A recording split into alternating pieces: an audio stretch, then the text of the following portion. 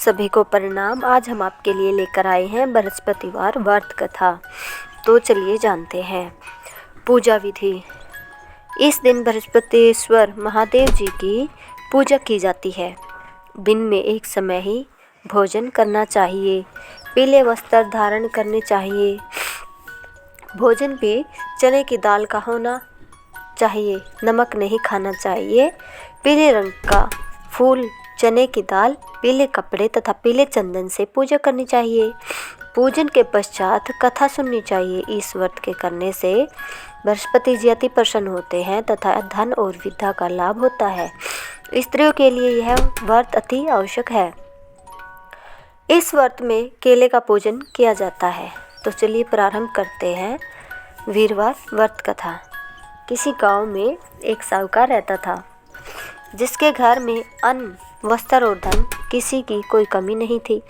परंतु उसकी स्त्री बहुत ही कृपण थी। किसी भिक्षार्थी को कुछ नहीं देती। सारे दिन घर के कामकाज में लगी रहती थी। एक समय एक साधु महात्मा बृहस्पतिवार के दिन उसके द्वार पर आए और भिक्षा की याचना की। स्त्री उस समय घर के आंगन को लीप रही थी। इस कारण साधु महाराज से कहने लगी कि महाराज, इस समय तो मैं घर लीप रही हूँ, आपको कुछ नहीं दे सकती। फिर किसी अवकाश के समय आना। साधु महात्मा खाली हाथ चले गए।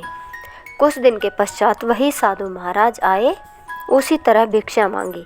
साहूकारनी उस समय लड़के को खिला रही थी। कहने लगी, महाराज, मैं क्या करूं, अवकाश नहीं है, इसलिए आपको भिक्षा नहीं दे सकती। तीसरी बार महात्मा आए तो उसने उन्हें उसी तरह से टालना चाहा, परंतु महात्मा जी कहने लगे कि यदि तुमको बिल्कुल ही अवकाश हो जाए तो मुझको भिक्षा दोगी। साहूकारनी कहने लगी कि हाँ महाराज, यदि ऐसा हो जाए तो आपकी बड़ी कृपया होगी।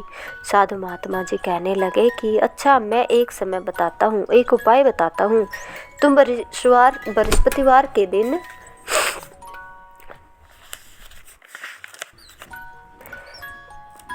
चढ़ने पर उठो और सारे घर में झाड़ू लगाकर कूड़ा एक कोने में जमा करके रख दो। घर में चौका इत्यादि मत लगाओ। फिर स्नान आदि करके घर वाले से कह दो उस दिन सब हजामत अवश्य बनवाई। रसोई बनाकर चूल्हे के पीछे रखा करो, सामने कभी न रखो। सायकाल को अंधेरा होने के बाद दीपक जलाया करो तथा बृहस्पतिवार को पीले वस्त्र मत धारण करो, न पीले रंग की चीज़ों का भोजन करो। यदि ऐसा करोगे तो तुमको घर का कोई काम नहीं करना पड़ेगा। साहूकारनी ने कहा, ऐसा ही किया। बृहस्पतिवार को दिन चढ़े उठी, झाड़ू लगाकर कूड़े को घर में जमा कर दिया। पुरुषों ने हजामत बनवाई, भोजन बनवाकर चूल्हे के पीछे रखा। वह सब बृहस्पतिवारों को ऐसा ही करती रही। सब कुछ काल बाद उसके घर में खाने को दाना न रहा।